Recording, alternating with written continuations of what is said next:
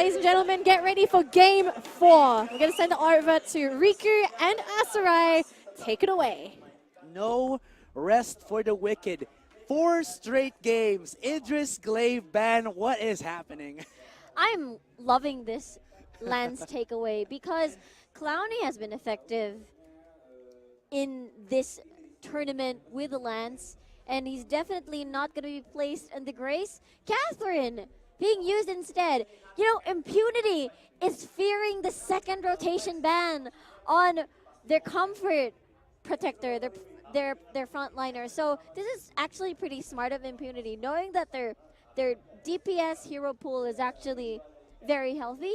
So why not just take the safe path into drafting and not reveal too much, but getting these types of protectors, their frontline tanks, so that they can be in a more comfy spot in drafting.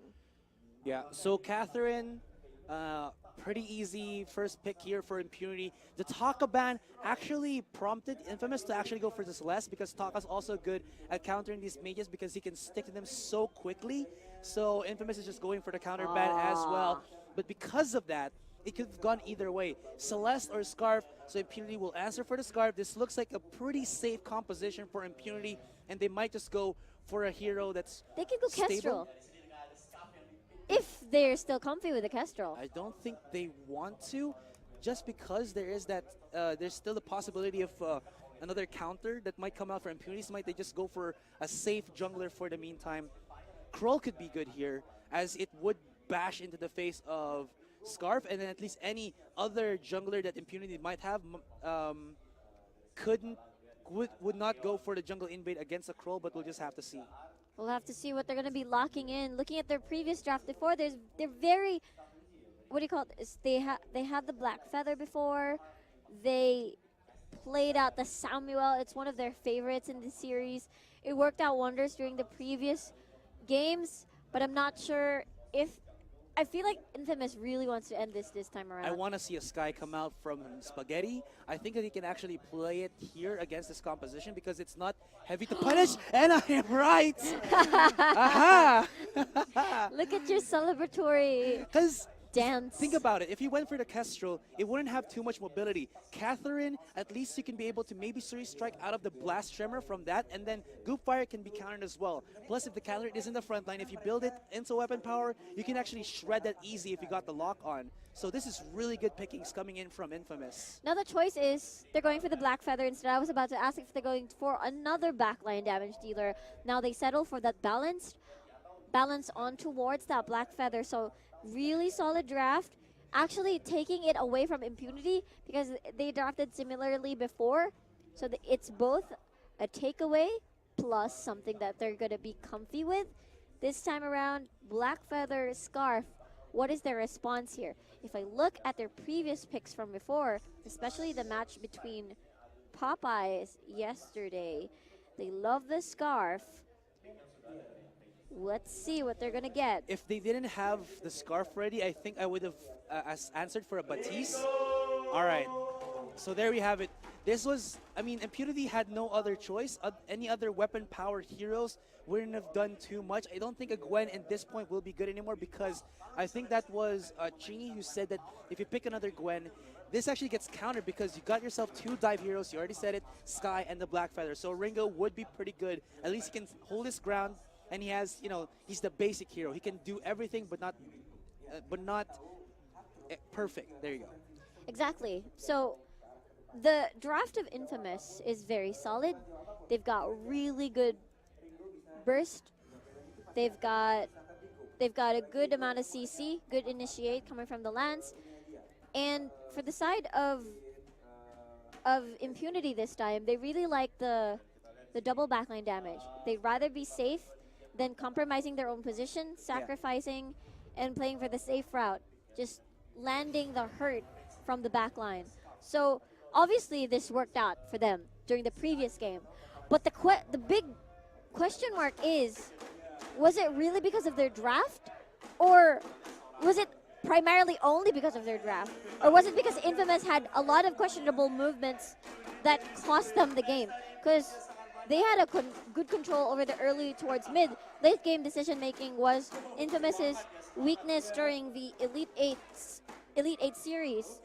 But I'm so hyped right now because pressure is building. Infamous is one win away.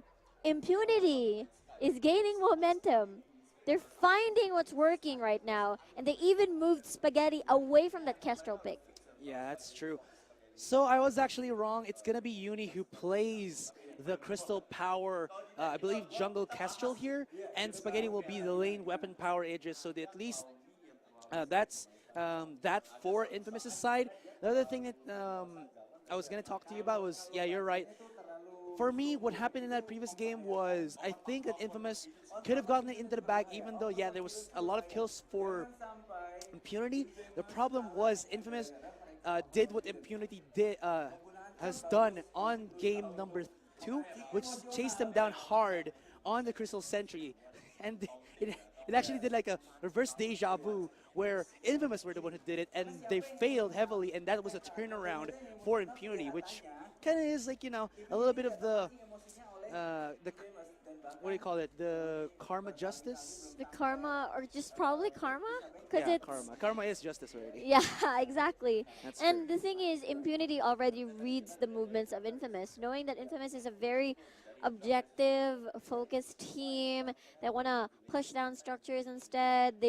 They would rather take down a structure than prioritize skills. So with that siege-heavy competition that they've been drafting since the beginning of the series, it worked out pretty well for them. But due to the fact that Impunity has faced this a lot of times already during the series, they know how to work around it, and they finally found their answer, forcing Infamous to draft differently this time. And without even wasting a ban on the Kestrel, they just push them into a corner and let them play something else. Okay, let's not look at the late game or the clashes too much. Let's see what's going to happen here in the early game, because check out, all right, we're going to go into the Halcyon Fold and check out the itemization from Coeur d'Ivoire.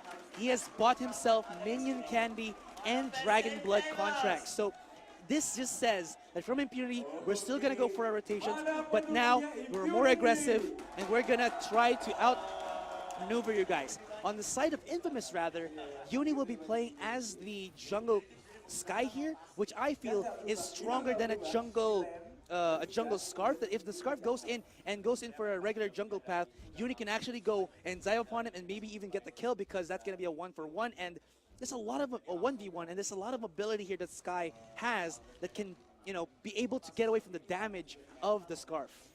Due to this drafting, it really forces Impunity to be more active in their rotations, not fearing the siege coming from Infamous, as this is Spaghetti on the Black Feather instead.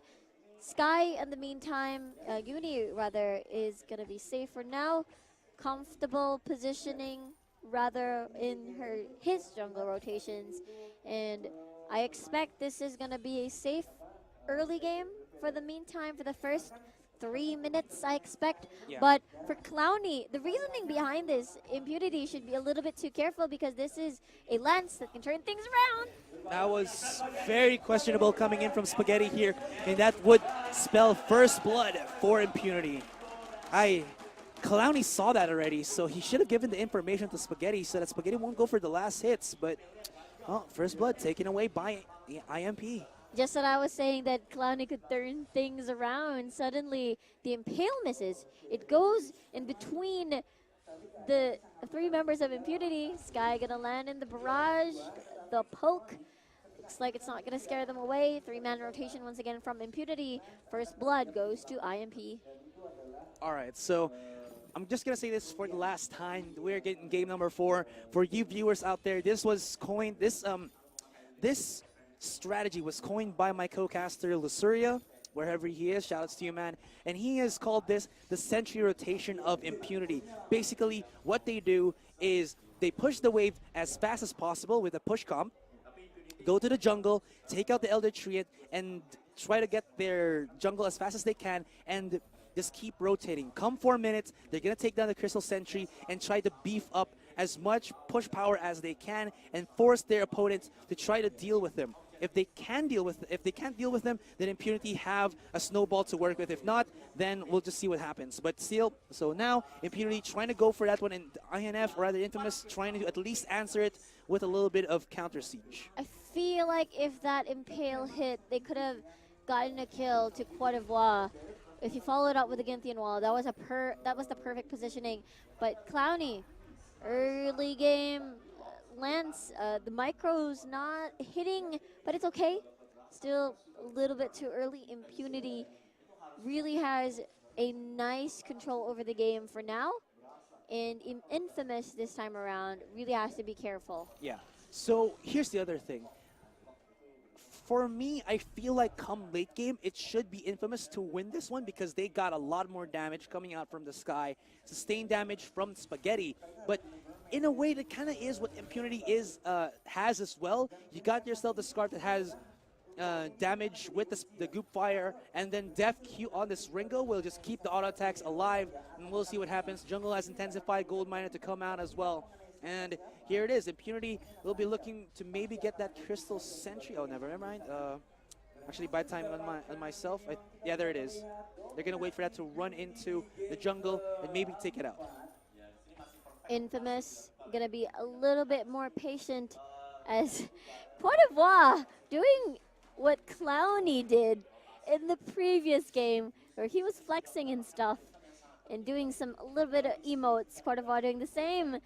Running that show, looking really confident. The tilt is not visible when they do that. So Impunity, with that win, really is going to empower them this time. Really like the rotations. Level 5 are both Blue City and Def Q.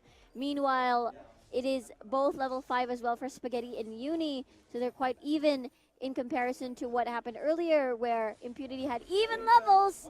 Oh my god, Clowny is being burnt alive still! How does he survive this one? The fountain will keep him from the edge of destruction, and Uni, trying to deal damage from the sidelines, will not be able to put the fear into the eyes or into the hearts of Impunity. And as they go for that aggressive push, look, as they try to go for this Crystal Sentry, Flare will be spotted out, so they know that there's some shenanigans happening, and this CS will be taken away. And that's Impunity with their standard push that it looks like Infamous are going to be okay, bending over for that. Exactly. Infamous definitely underestimated the damage coming from Impunity. Clowny on the Lance, once you go in, you're going to be putting yourself in a world of hurt. Early game-wise, both Croix d'Ivoire and Clowny are definitely not going to be the tankiest of heroes. Look at them, they're doing the kissing emote. That's so cute. As Croix d'Ivoire gets denied by the Gynthian Wall, Merciless Pursuit already being activated, and level 6 already to Spaghetti, and Sky as well. Frostburn for Blue City and Uni. So this is a lot of crowd control slows that both of these teams can work with. And who will get the better of it?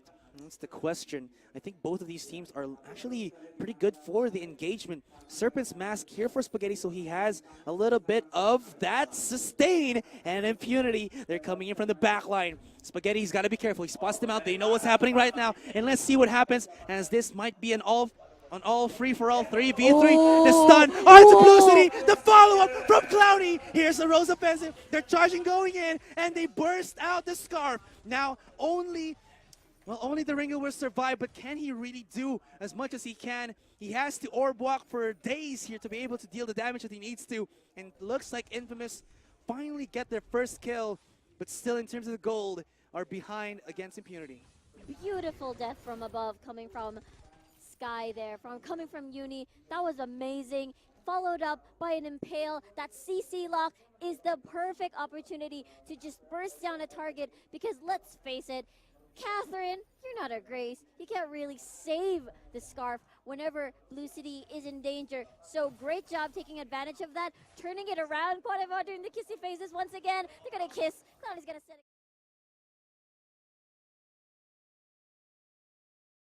it. I think it's still fine for Infamous here. Definitely fine for Infamous. Has a history already on the Sky pick. Structures being chunked down a little bit here for Infamous side. We'll see how this is going to pan out as they have more control over his Gold Miner being taken down. And no contestant whatsoever. Flares coming here and there. What? There we Okay, go. okay. I was like, Just a little bit of delay. how is it not dying? Immortal gold miner. Oh my. Yeah. Good sustainable lead for Impunity. You can see that they got a good amount of, at least 1,000 gold lead from the looks of it. No blood just yet. It would have been nice to see how both of these teams or these comps will interact with one another. We've seen only a little bit of a glimpse of it. Looking at the itemizations, Ringo already with the Bone Saw and Sorrow Blade. So he's looking for more hits rather than better damage stacking. Yes, sirree. Gold lead still not going, not much of a significant lead for both of these teams. Cote d'Ivoire might bump into Uni here. There's the Merciless Pursuit being used. Clowny will try to scare them away with a flare. They'll walk back safely. Uni's still very... Oh! That's a steal. Nicely done by Impunity. Oh, the Gethian wall as well. But they gotta be respectful of the damage from Def Q. If you can land a goop into the fire, that's gonna be really scary because Clowny will be burning alive from that one. Even actually, he only has, if I'm not mistaken, light armor, so no real defense yet against this crystal damage that the Scarf will be dealing. So that's gonna be really scary to work with. But still, both of these teams have yet to really push through. So here's the thing right now. Impunity, they know if Infamous win this one, it's all over. But for Infamous, at the same time, the counter mental fortitude to finish out a game that has a reverse sweep from your opponents is really taxing. So they want to finish this as cleanly and as safely as they want to as well. So both of these teams are finding the perfect opening that will allow them to not actually lose anyone and then transition into an objective. Wow. Like that. One life left for the Sentry. Amazing, but Infamous, with their quick thinking, decides to take down the structure instead. They're going to play this macro-wise. They're not going to go micro, both of these teams. This is the fight that I've been waiting for. I love how these two teams are moving, and that rotation, they're playing safe, but they're playing sure. Infamous has to play this by the book if they want to win, because Impunity always, Infamous, they're always making these aggressive and risky plays, even though that they know that they're already, the odds are not against, it's not in their favor. So now they change their play styles, and I understand because they know that game number 4 wasn't the best of their games. Okay, so a little bit of checking the itemizations. All right, don't go for the fight just yet, guys. I wanna check this out before, but wait, hold that thought. All right, check the itemizations here from Cote d'Ivoire. Instead of opting to maybe go for an echo, he buys up into the war tread so he can actually get more mobility out of his Catherine so that the gap close is better. But for the side here of Clowny, with that Void Battery, I think he's going to be building that up into an Echo so that we've seen how good an Echo is onto a Lance, because he can actually do a double Gethian Wall, do a double Impale, and here comes the fight. There you go, Death from above, Dragon Breath being activated. Look at that silence, beautiful. There wasn't any retaliation whatsoever. Clowny being the only one left, rather Sky the only one left. Beautiful silence, was not able to fight back. 2 for nothing. Impunity wins that one. So, wow. Impunity finished that fight having so little HP, and now Uni is going to go in aggressive with the 1v1s. Ooh, really wants to defend the Crystal Sentry because it has only 1 life left. Yeah. Great defense from Uni, and that is the correct play there. But unfortunately, due to the fact that Cote d'Ivoire had the perfect Blast Tremor just to, gain that advantage in that team fight, so Infamous should really pick their fights wisely in which area they're going to engage on. 1 more minute before that Kraken spawns. Clowny is bought up into his Echo, so we'll see if he can actually use the extra crowd control from the reset of his skills to full effect, because with that, I think it's going to be pretty good. Oh, man. Cote d'Ivoire is building to the same thing as well. But I think for me, Well, there's a little bit of advantage here for Impunity because the Sky would want to get good position with his forward barrage, but because of that War Treads and Merciless Pursuit from Court of War, he might not have the leisure to actually do so. But, well, we'll just have to see how that pans out. Infamous, they're really respectful here. They know that Scarf's Goop Fire will slow them down and chunk them if they're not careful with their positioning. If they caught out by that slow, it's all over. But here we go. Fight ensues. Oh no, that from above just for the zoning. Dragon Breath being charged in. And look at that. Infamous is burning. Clowny doing the combat roll, going away from danger as he tries to push them away. Crystal Sentry is going to die. Man, Spaghetti did nothing in that fight. And with that, it's gonna be the Kraken for the taking here on Impunity's side. Uni, will he decide to go and try to steal it? I don't think that's gonna be happening anytime soon. There it is. And with a 4,000 gold lead, only a couple more turrets remaining, 4 to be exact.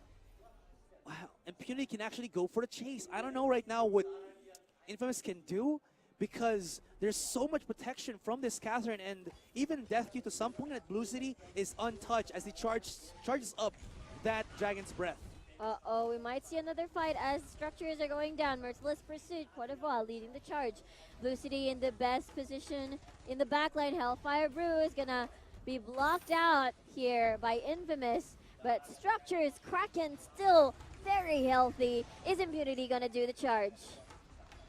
They force out the ultimate from Uni just so that it will save or protect his structures as they try to break down into the Kraken. So at least from that push, they got 2 turrets, and this Kraken will fall before she takes down one of these Crystal Vein turrets. That's fine. That's all good and dandy. But Impunity now aren't in the driver's seat. The damage that they got from the Scarf, they got from the Ringo, is really stacking up. It's scary.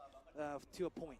The thing is, the reason why Infamous keeps winning the previous fights, or rather, the previous fight, just that one single instance by getting the Scar, is because if they initiate first, there's a better chance for them to actually gain the advantage, because they're more of the, they're more of the initiate type than the burst someone down.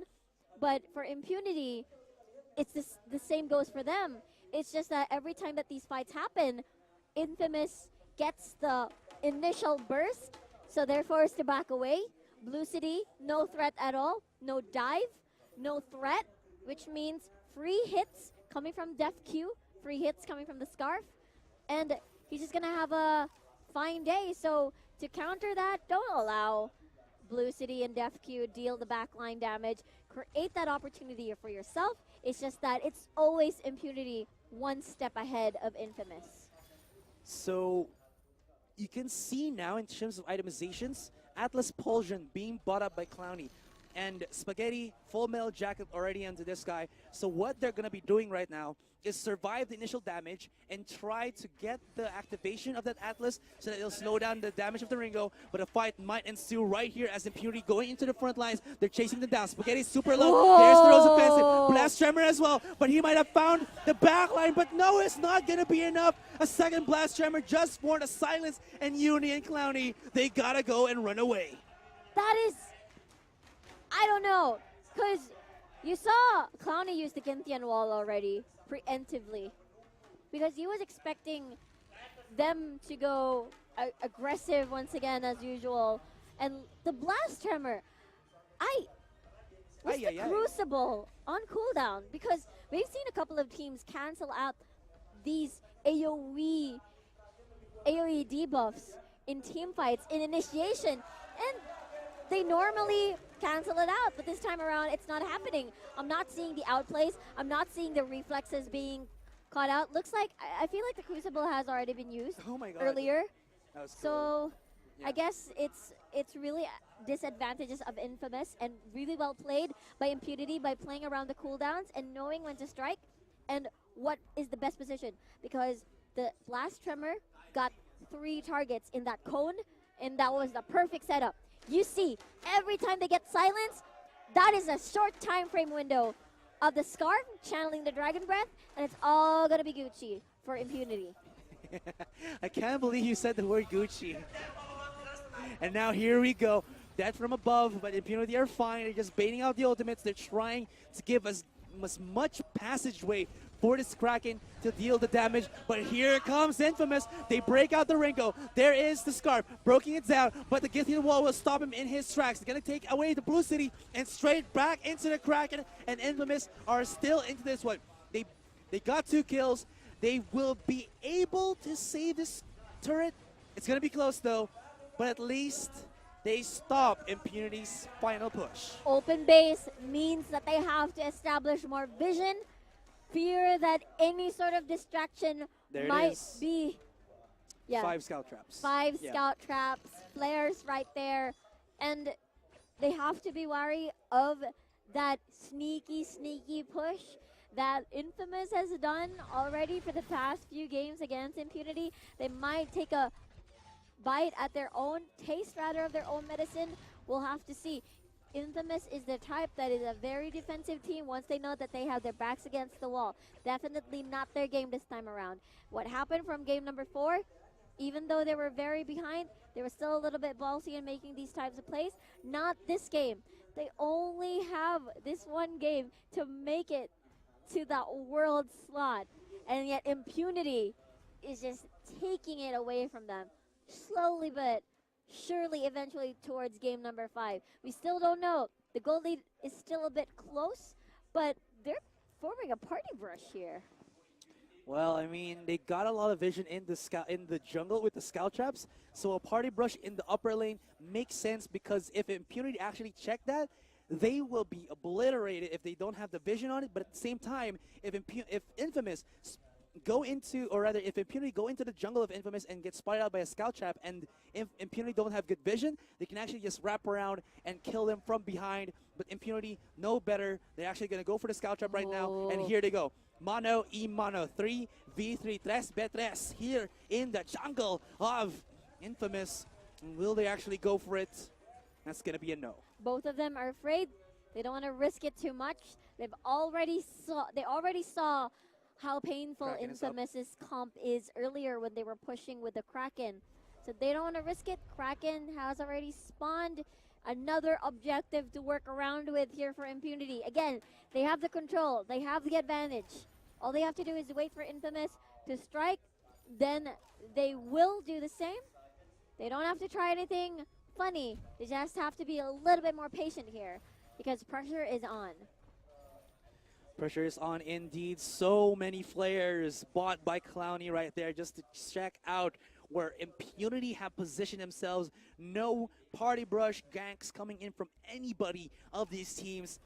I mean, this feels like a game 5. Both of these teams not really wanting to go into that, or rather, Infamous don't want to go to the next game. Impunity at the same time, they want to go for it, but it's going to be very deadly here. Clowny's baiting him out right now. And here we go. The fight ensues. Blast Tremor baited out from Court d'Ivoire. They're chasing them down. There is the Hellfire Brew from downtown. It's going to connect on to Uni.